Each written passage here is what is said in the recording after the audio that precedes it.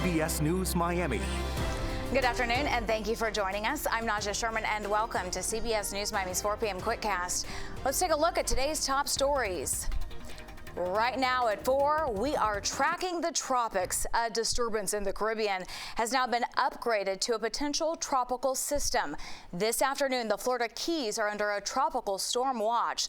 Let's turn things right over to next weather meteorologist Cindy Pressler. And Cindy, should we begin storm preps at home at this point? It's going to be a wet and windy Saturday. We are not going to see the most severe impacts out of this system. It'll be on the west side of the state.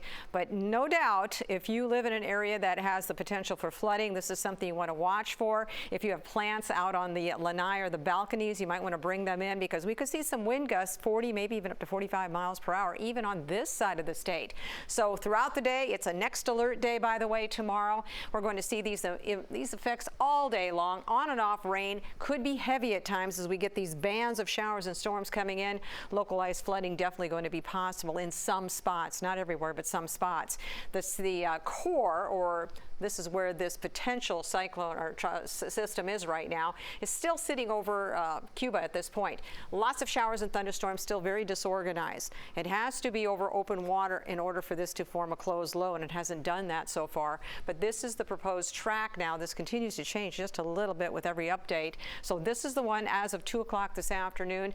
Going to take this out over water, warm water, as it gets into the Florida Straits tomorrow. So this should become a tropical depression, then eventually becomes a named storm, which would be Debbie, Tropical Storm Debbie. Look how it's expected to be quite strong by Sunday night, turning back into North Florida and then tracking out into the Atlantic or skimming right along the coast. So we'll be watching that next week. For the time being, we do have a tropical storm warning in effect for the Naples area, down across the coast of Monroe County. The Keys are under a tropical storm watch. So just a little review here, because this is really the first one of the season here. A watch means tropical storm conditions are possible within 48 hours, but a tropical storm warning, that means tropical storm conditions are expected within 36 hours. So it's going to be the west coast, Monroe County, that will get the biggest effects here. And also excessive rainfall threat too. So we're going to have those rounds of showers and thunderstorms. This will back off by Sunday as the system moves to the north. But if we can kind of pinpoint this through Monday, we could see as much as 3, 4, 5, maybe even up to 6 to 8 inches of rain. So a flood watch has now been issued through Sunday evening for all of South Florida, including the Keys, with generally 3 to 6, maybe up to 8 inches possible across this area. And wind gusts tomorrow, you can time this out. Saturday morning already 30 to 40 right along the coast, because it's going to be an onshore flow starting off. Some gusts up to 40 by Saturday evening, maybe up to 45 in spots. Even on Sunday starts to back down, but we still have some very gusty winds as well. So this is definitely going to be something to watch. These rain and showers and thunderstorms will increase by tomorrow, so we're going to be tracking that all day long. Of course, we'll have meteorologist Dave Warren and Casey Sherman will both be here for that. Temperatures will be cooler because of the rain and the storms. Sunday, Monday, and the next week we go back to normalcy with just general showers and thunderstorms. Cindy, thank you. Our coverage takes us now to Fort Lauderdale. Residents loading up on sandbags in preparation for the wet weather. CBS News Miami's Morgan Reiner was there, and she has the report. People I spoke to here in Fort Lauderdale are thankful that this is an option for them, filling up bags of sand. The family you see behind me, they told me the last time we saw heavy rain, their house about yay high, the water. They had to replace all of the walls in their home. When I was helping an 84-year-old woman put sand in bags here, she told me her home has flooded 3 times. And now people here, they're not taking any chances. It's the sound of music for some residents. It has worked. Yes, it really has worked. The sound of an added layer of protection. I'm glad the mayor of Fort Lauderdale told us we could come here and get sandbags, some sand to put it outdoors. Sue Thomas said she learned the hard way just how much sand can make a difference. The water came into my house, and that was something frightening, seeing the water. Even though I had made preparations, it still came into the house, and it was a mess trying to clean it up. For the Fort Lauderdale locations, the self-service option runs every day from 6 a.m. to 9 p.m. If you want to pick up a pre-made sandbag, that happens every Saturday from 10 a.m. to 1 p.m., and there is a limit of 5 bags per vehicle. There are several other cities throughout South Florida that are handing out sandbags at multiple locations, including Lauderdale on Saturday from 9 a.m. to noon, Miami Beach on Saturday and Sunday from 8 a.m. to 2 p.m., and Miami Lakes starting Friday at noon through 6 p.m. For those hoping to get sandbags, it looks like in every location I've mentioned, proof of residency is required to get one. Royal Palm Park, and it's really bad. It's really bad to get flooded out real bad. So this is the best thing we can do. Just a reminder for those hoping to come to this Fort Lauderdale location, today it is self-service where you have to bring your own shovel, you have to bring your own bags. A handful of people have shown up here throughout the day not knowing those details. The regular service where they provide you with the bags, that starts at 10 a.m. Saturday. In Fort Lauderdale, Morgan Reiner, CBS News, Miami. We have new details now on the historic prisoner swap that made international headlines yesterday. 3 Americans that were wrongfully detained in Russia are now safe on U.S. soil. But as Natalie Brand reports, the road to recovery can be a long one. The emotional family reunions of Marine Corps veteran Paul Whelan, Wall Street Journal reporter Evan Gerskovich, and radio journalist Alsu Kurmashiva, a first step on their road to recovery. The 3 Americans landed in Texas and are now undergoing medical evaluations and beginning the process of reintegration. Coming home itself is really stressful. Liz Cathcart is executive director of Hostage US, a resource for those wrongfully detained and their families. Not only dealing with those types of traumas that you dealt with in captivity, but it's also then figuring out how to rebuild your new life. Washington Post journalist Jason Rezaian, who is imprisoned in Iran for nearly a year and a half, experienced the challenges firsthand. Trying to unpack the wounds and the baggage of what is inevitably an incredibly traumatic experience, and one that very few other people in your life are going to be able to relate to. The Biden administration says it's still working to bring home other wrongfully detained Americans. What is your message to those families?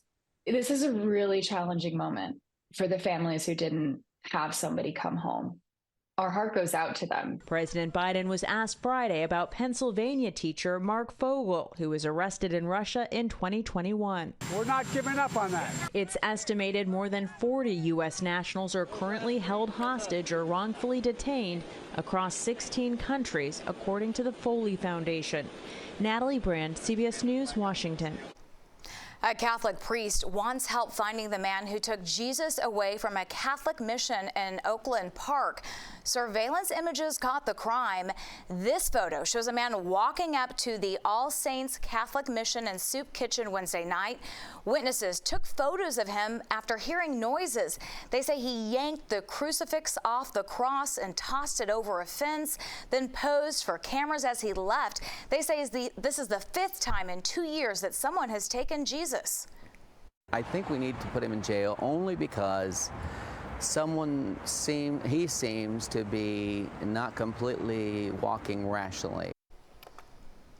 They recognize the man in the photo as a former Soup Kitchen client. If you have any information, call Broward Crime Stoppers. The number is 954-493-TIPS. Now to the latest on the crisis in Venezuela. International pressure is mounting against the regime of Nicolas Maduro. The presidents of Brazil, Mexico, and Colombia want detailed voting tallies released. The U.S. government says it is recognizing the opposition candidate as the winner of the election. This morning, Miami-Dade County Mayor Daniela Levine Cava and Congresswoman Debbie Wasserman Schultz held a news conference to talk about the issue. Take a listen to what they had to say. This resolution calls for new U.S. sanctions and international pressure to push Maduro to honor the election results. It's just one way that we can reach a shared goal, the peaceful transition of power to democracy for the Venezuelan people.